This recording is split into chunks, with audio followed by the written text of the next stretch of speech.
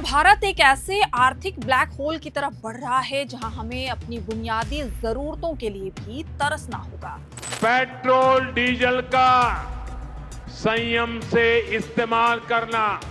प्रधानमंत्री नरेंद्र मोदी ने सिकंदराबाद की रैली में जो बातें कही, उन्होंने देश के मध्यम वर्गीय परिवार और अर्थशास्त्रियों की नींद उड़ा दी है।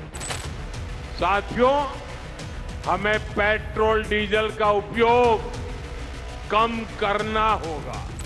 अमूमन रैलियों में वोट मांगे जाते हैं, लेकिन यहाँ प्रधानमंत्री ने त्याग मांगा।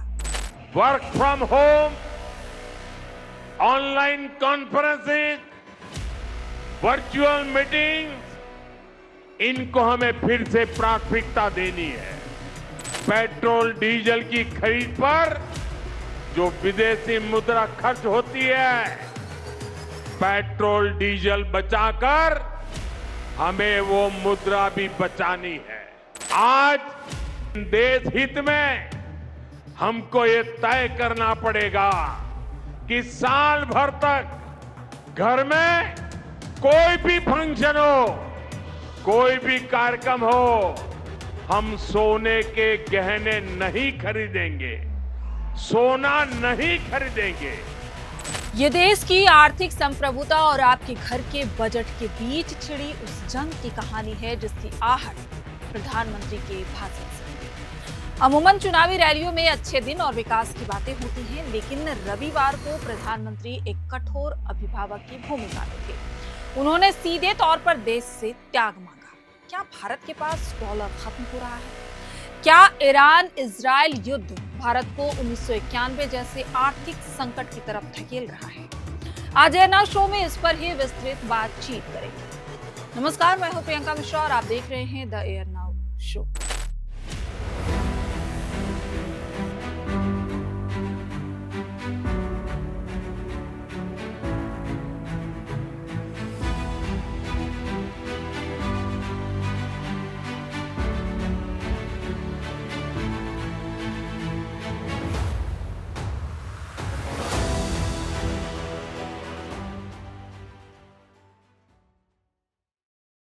प्रधानमंत्री नरेंद्र मोदी की 10 मई की अपील के बाद देश में राजनीतिक गलियारे से लेकर कारोबारियों, किसान संगठन, अर्थशास्त्रियों और सोशल मीडिया तक में बहस छिड़ी हुई है। प्रधानमंत्री ने लोगों से पेट्रोल और डीजल की खपत कम करने, पब्लिक ट्रांसपोर्ट अपनाने, अनावश्यक विदेश यात्राओं से बचने, 1 साल तक सोना ना खरीदने, घर से काम करने और किसानों से रासायनिक खाद का इस्तेमाल 50% तक कम करने की अपील की है। सरकार इसे मध्य पूर्व में संकट के बीच सामूहिक जिम्मेदारी और लॉन्ग टर्म एनर्जी सिक्योरिटी की दिशा में कदम बता रही है, लेकिन आलोचक इसे आर्थिक दबाव के संकेत और आम लोगों पर बोझ डालने की कोशिश मान रहे हैं। 11 मई को रक्षा मंत्री राजनाथ सिंह की अध्यक्षता में हुई मंत्रियों के समूह की बैठक में सरकार ने कहा कि देश में किसी तरह की कोई कमी नहीं है। सरकार की माने तो भारत के पास 60 दिनों का कच्चा तेल, 60 दिनों का प्राकृतिक गैस और 45 दिनों का एलपीजी स्टॉक है और विदेशी मुद्रा भंडार 703 अरब डॉलर है। सरकार ने यह भी दावा किया कि तेल कंपनियां रोज करीब 1000 करोड़ रुपए का नुकसान झेल रही हैं, ताकि अंतर्राष्ट्रीय कीमतों का पूरा बोझ देश के नागरिकों पर न पड़े। वहीं विपक्ष ने पीएम मोदी की अपील की टाइमिंग पर सवाल उठाया है। विपक्षी नेताओं का सवाल है कि अगर मध्य पूर्व संकट फरवरी से जारी था तो सरकार चुनाव खत्म होने तक इंतजार क्यों कर रही थी? दूसरी ओर कारोबारी संगठनों ने रोजगार और मांग घटने की आशंका जताई है। किसान संगठनों ने खाद के इस्तेमाल में कमी की अपील पर चिंता जताई है। सोशल मीडिया पर भी कई लोगों ने सवाल उठाए कि आम नागरिकों से ईंधन बचाने की अपील करने वाले नेताओं के खुद के बड़े काफिले और रोड शो कैसे जारी हैं? प्रधानमंत्री नरेंद्र मोदी की अपील के बाद विपक्ष का सबसे बड़ा सवाल इसकी टाइमिंग को लेकर है। विपक्षी नेताओं का कहना है कि अगर मध्य पूर्व में युद्ध और वैश्विक आर्थिक संकट जो है वो जब फरवरी से ही जारी था, तो उसी बीच में आपके कई राज्यों में चुनाव हुए, तब आपने नहीं कहा। कांग्रेस अध्यक्ष मल्लिकार्जुन खड़गे ने एक्स पर लिखा है कि 28 फरवरी को पश्चिम एशिया में जंग शुरू हुई थी, लेकिन प्रधानमंत्री चुनाव प्रचार में व्यस्त रहे। उन्होंने सवाल किया कि जब सरकार पहले स्थिति काबू में है कह रही थी, तो अचानक अब लोगों को ये मत करिए, वो मत करिए, ये मत खरीदिए जैसी अपील क्यों की जा रही। समाजवादी पार्टी के प्रमुख अखिलेश यादव ने भी सवाल उठाया कि अगर ईंधन बचत इतनी जरूरी थी तो चुनाव प्रचार के दौरान हजारों चार्टर हवाई यात्राएं क्यों की गई। उन्होंने कहा कि ऐसी अपीलों से बाजार में डर, घबराहट और निराशा फैल सकती है। विपक्ष का आरोप है कि सरकार आर्थिक दबाव का बोझ आम लोगों पर डाल रही है, जबकि खुद राजनीतिक वर्ग उसी तरह के सार्वजनिक संयम का पालन करता नहीं नजर आ रहा। हालांकि बीजेपी नेताओं ने इन आरोपों को खारिज किया है। बीजेपी प्रवक्ता सुधांशु त्रिवेदी ने एक्स पर कहा कि पूरी दुनिया इस समय अभूतपूर्व वैश्विक संकट से गुजर रही है और ऐसे समय में विदेशी मुद्रा और ऊर्जा संसाधनों के समझदारी से इस्तेमाल की अपील जिम्मेदार सरकार का कर्तव्य है। उन्होंने आगे कहा कि दुनिया के कई हिस्सों में ईंधन की कीमतों में भारी बढ़ोतरी हुई है और भारत तुलनात्मक रूप से बेहतर स्थिति में है। बीजेपी का कहना है कि सरकार का उद्देश्य लोगों में घबराहट नहीं बल्कि सतर्कता पैदा करना है।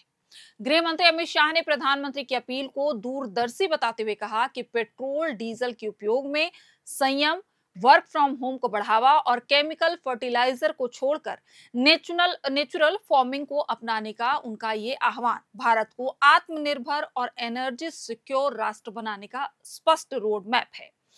इधर विशेषज्ञों का मानना है कि प्रधानमंत्री के संदेश का सार ये है कि भारतीय अर्थव्यवस्था पर इस समय एक बहुत बड़ा संकट मंडरा रहा है, जिसे कोविड जैसी स्थिति के रूप में देखा जाना चाहिए।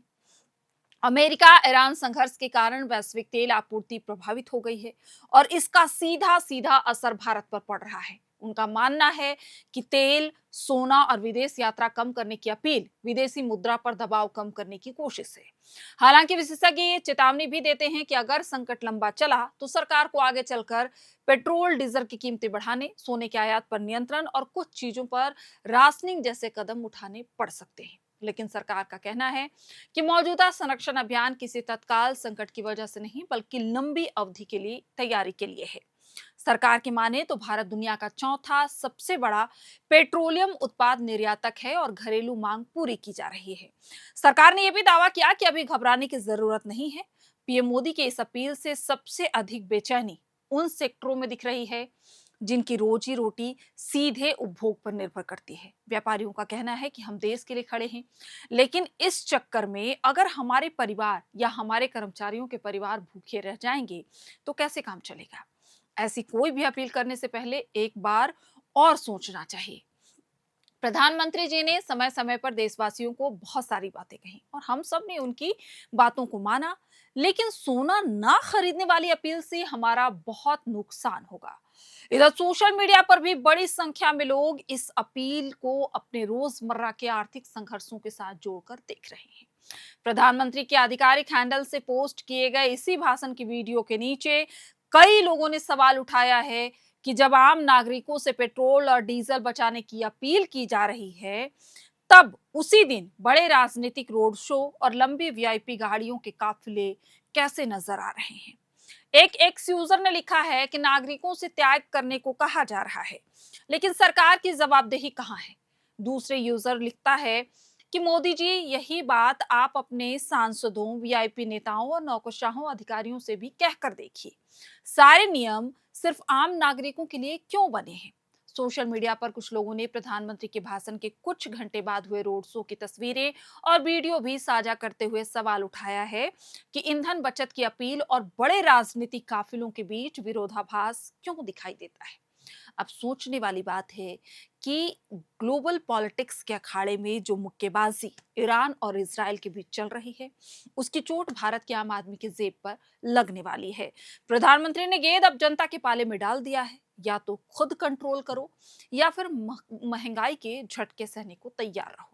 अब ये आत्मनिर्भरता की तरफ एक कदम है या गिरती अर्थव्यवस्था को संभालने की हताशा, ये आप अपने विवेक से सोचिए। लेकिन इतना तय है कि आने वाले दिनों में पॉकेट के लिहाज से थोड़ा आपके लिए मुश्किल होने वाला है। जागरूक रहिए, क्योंकि जानकारी ही सबसे बड़ा कवच है। बाकी आप सभी समझदार हैं। लगातार आपके जो ट्विटर पर सवाल आ रहे थे प्रधानमंत्री की पोस्ट को लेकर, उसका भी जिक्र हमने इस वीडियो में किया है। तो आप क्या सोच रहे हैं आने वाले दिनों को लेकर? क्या आप रेडी हैं वर्क फ्रॉम होम करने के लिए? और कितनी कंपनियां तैयार हैं जो अपने एम्प्लॉयज को वर्क फ्रॉम होम दे रही है?